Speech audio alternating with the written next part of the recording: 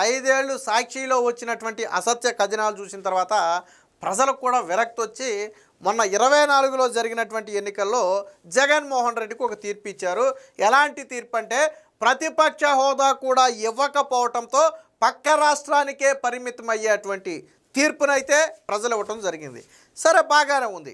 కానీ సాక్షిలో రాసే అసత్య కథనాలు మాత్రం మారాయా అంటే మారలేదు. అంటే సాధారణంగా ఎప్పుడైనా సరే మనం రియలైజ్ అవుతాం, ఓహో ప్రజలు మనం చేసే అసత్యాలను నమ్మట్లేదేమో, సో మన వాస్తవాలకు కొద్దిగా దగ్గరగా ఉండాలేమోనని చెప్పి ఎవరైనా రియలైజ్ అవుతారు. కానీ సాక్షి మాత్రం అలా అవ్వదు. ప్రజలు ఎలా అయినా సావనివ్వండి, గొర్రె అంటే ప్రజలు వాళ్ళ దృష్టిలో ప్రజలు గొర్రెలే కాబట్టి మేము ఏమి రాసినా నమ్ముతారు అనుకుంటారు. నమ్మరు. అలా మీరు 5 ఏళ్ల పాటు సాక్షిలో జగన్మోహన్ రెడ్డి రాముడు, జగన్మోహన్ రెడ్డి దేవుడు, జగన్మోహన్ రెడ్డి ధీరుడు, ప్రపంచంలోనే ఇలాంటి నేత లేడని చెప్పి మీరు కథనాలు రాసి జాకీలు పెట్టి లేపితే వచ్చిన సీట్లు 11. మీరు ఆ విషయాన్ని మర్చిపోతున్నారు. మళ్ళీ సాక్షిలో అసత్య కథనం. ఎవరైనా సరే ఆ ప్రజలకు జరిగే మంచిని ఎత్తు చూపారనుకోండి, వాళ్ళు శత్రువులు. అదంతా చంద్రబాబు మీడియానో లేకపోతే ఎల్లో మీడియానో వీళ్ళకి అయిపోద్ది. ఇప్పుడు గతంలో ఆంధ్రజ్యోతికి ఎన్టీ రామారావు గారి సమయంలోనే ఆంధ్రజ్యోతికి కొంత స్థలం కేటాయించారు. అదేమి ఇప్పటికిప్పుడు చంద్రబాబు గారు కేటాయించింది కాదు. తరువాత అది నేషనల్ హైవే బఫర్ జోన్లో కొంత భాగం పోతే ఆ పోయిన భాగానికి ప్రత్యామ్నాయంగా అంతే మొత్తంలో మాకు వేరొక చోట కేటాయించండి అని అప్పుడు ఆంధ్రజ్యోతి అడిగితే 2017లో చంద్రబాబు గారు అప్పుడు సీఎంగా ఉన్న సమయంలో కేటాయించారు. అయితే అప్పట్లోనే ఇది ఆంధ్రజ్యోతికి దారాదత్తం అని చెప్పి సాక్షిలో కథనాలు రాశారు. కానీ అది వాస్తవం కాదు. ఆల్రెడీ ప్రభుత్వం భూమికి డబ్బులు కట్టించుకుని భూమి కేటాయించింది. అదేమి ఫ్రీగా రూపాయికి ఇచ్చింది కాదు. ఆ రోజు మార్కెట్ వాల్యూ ప్రకారం మొత్తంగా ఎకరన్నర ఎంత సుమారు అనుకుంటుంది, ఎకరం 70 సెంట్లు మార్కెట్ రేటు ప్రకారం కట్టించుకున్నారు. తర్వాత అది నేషనల్ హైవే బఫర్ జోన్లో పోయింది. కొంత భాగం పోయిన భాగానికి ప్రత్యామ్నాయంగా వేరొక చోట కొంత భాగం ఇవ్వమన్నారు. అప్పుడు రేటు ప్రకారం దానికి డబ్బులు కూడా కడతామని చెప్పారు. సో అలాగే అప్పుడు ప్రభుత్వం కూడా కేటాయించింది. అయితే జగన్ వచ్చిన తర్వాత ఏం చేశాడు అంటే దాన్ని పేదలకు ఇవ్వాలని చెప్పి లాగేసుకున్నాడు.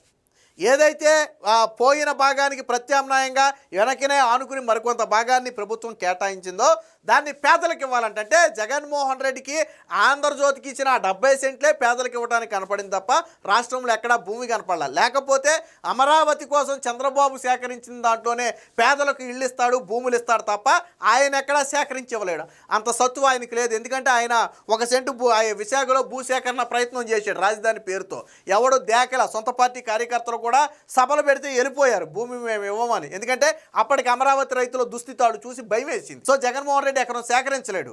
రాష్ట్రంలో ఎక్కడా లేనట్టు ఆంధ్రజ్యోతికి కేటాయించిన భూమే కావాలంట అని ఆ పేరుతో లాక్కున్నాడు. నిన్న కూడా సాక్షిలో ఒక అచ్చోసిన కథను రాశాడు. వాస్తవానికి దీనికి చెంప చెల్లుమనే కౌంటర్ ఆల్రెడీ ఆంధ్రజ్యోతి మొన్న ఇచ్చింది. అయితే మళ్ళీ అప్పుడు నోరి బెగల్లా ఒక 15 రోజులు గ్యాప్ తీసుకుని తర్వాత మళ్ళీ ఒక చిన్న బొక్క పట్టుకుని వచ్చి రాద్ధాంతం చేసే ప్రయత్నం చేశారు. దానికి కూడా మళ్ళీ ఆంధ్రజ్యోతి చెంప చెల్లుమనే సమాధానం ఇచ్చింది. వాస్తవం ఏంటంటే 2017లో కోర్టుకి వెళ్ళింది ఆంధ్రజ్యోతి. ఎప్పుడైతే జగన్మోహన్ రెడ్డి కేటాయించిన భూమిని లాగేసుకున్నాడో ఆంధ్రజ్యోతి కోర్టుకి వెళ్తే అది విచారణ సాగుతూ కూటమి ప్రభుత్వం వచ్చిన తర్వాత ఫైనల్ తీర్పు వచ్చింది. ఏమని?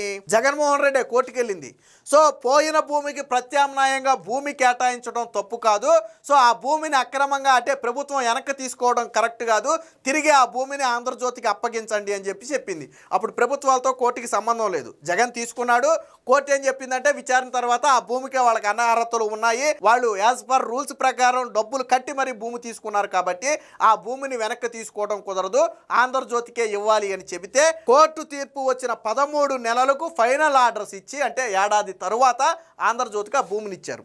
కానీ దీన్ని ఈ కథ అంతా చెప్పరిళ్ళు. అసలు ఆంధ్రజ్యోతికి ఎప్పుడో కేటాయించిన భూమి అని, దాంట్లో బఫర్ జోన్లో పోతే దానికి సంబంధించిన భూమిని ప్రభుత్వం కేటాయిస్తే జగన్మోహన్ రెడ్డి కోర్టుకి వెళ్తే కోర్టు కొట్టేసి మళ్ళీ ఇచ్చేయమన్నదని ఇవేవి చెప్పరాళ్ళు. చెప్పకుండా ఆంధ్రజ్యోతికి దారాదత్తం, అచ్చోసిన కథనం ఆంధ్రజ్యోతికి దారాదత్తం. అసలు విషయాలన్నీ మరుగునాయి. పైగా మార్కెట్ రేటు ప్రకారం వాళ్ళు అన్ని ట్యాక్సులు కూడా కట్టారు ప్రభుత్వానికి.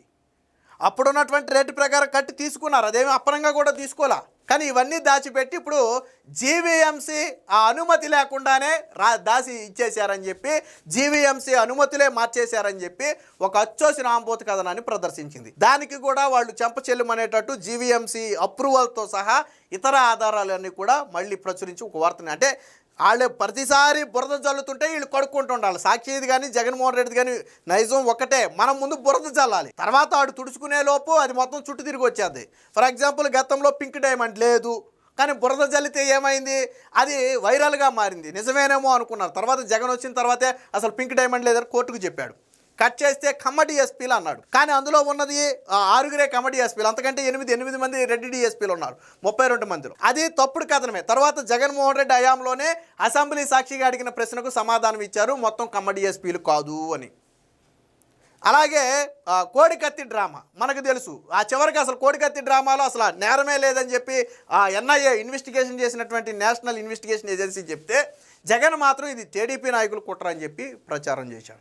వివేకానంద బాబాయిని చంపింది సొంత కుటుంబం వాళ్ళు, కాపాడింది జగన్మోహన్ రెడ్డిని. ఇప్పుడు సిబిఐ చెప్తే అప్పుడు చంద్రబాబు నాయుడు మీద నరాసుర రక్త చరిత్ర అని రాశాడు. అంటే జగన్మోహన్ రెడ్డి నైజం ఏంటంటే బురద చల్లటం.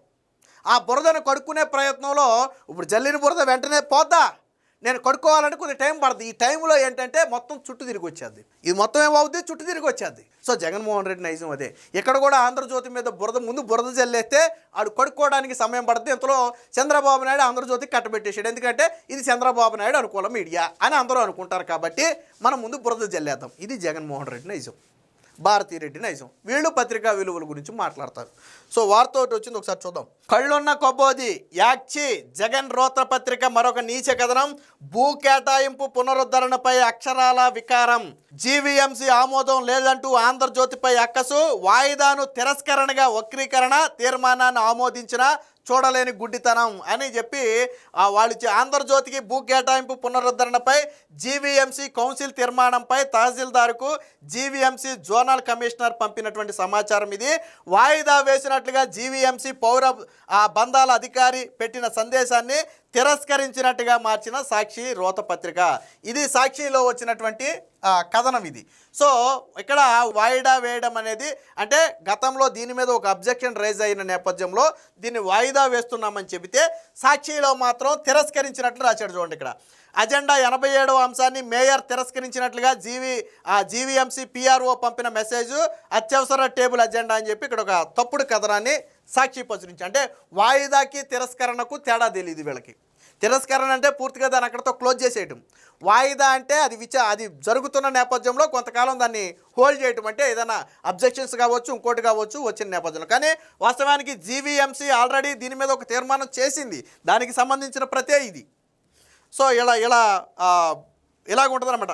ఎంతసేపు బురద జల్లాలన్న ఆత్రం ఆరాటమే, అసలు నిజం ఏంటని తెలుసుకోదు, నిజాలు తెలిసినా చెప్పదు. యాక్షి అని జనం చేదరించుకుంటున్నా సాక్షి నైజం మాత్రం మారదు.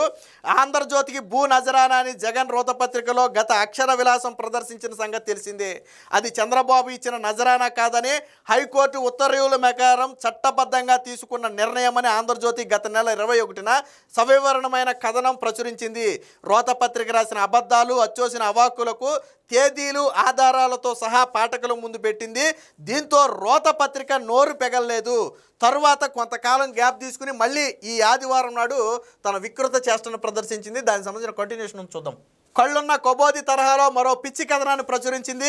గ్రేటర్ విశాఖ మున్సిపల్ కమిషనర్ ఆమోదం లేకుండానే భూ కేటాయింపు జరిగిపోయిందని వాపోయింది. అది 1986లో అప్పటి ఎన్టీఆర్ ప్రభుత్వం ఆంధ్రజ్యోతికి కేటాయించిన భూమి.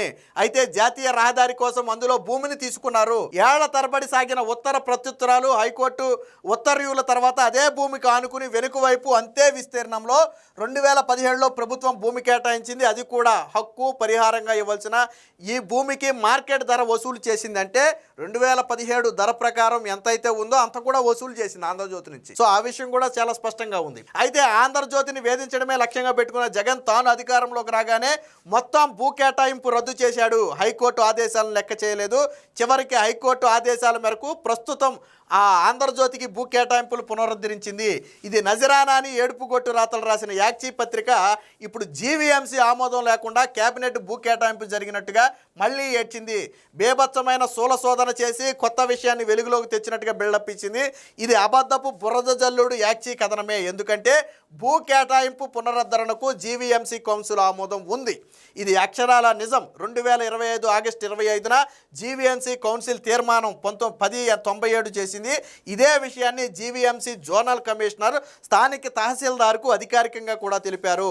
కొన్ని అంశాలపై సభ్యులు అభ్యంతరాలు లేవనెప్పినప్పుడు వాటిపై స్పష్టత ఇవ్వలేని పరిస్థితి ఉంటే అజెండాలో సదరు అంశాన్ని వాయిదా వేయటం సహజం. ఆంధ్రజ్యోతి భూ కేటాయింపుల పునరుద్ధరణపై కూడా అదే జరిగింది. ఓ సభ్యుడు దీనిపై ప్రశ్నలు లేవనెత్తడంతో ఈ అంశాన్ని వాయిదా వేశారు. అజెండాలో ఈ అంశాన్ని వాయిదా వేయడం అనేది అంటూ జీవీఎంసీ పౌర సంబంధాల అధికారి చెప్పారంటూ సాక్షి ఆదివారం చిత్రాన్ని ప్రచురించింది.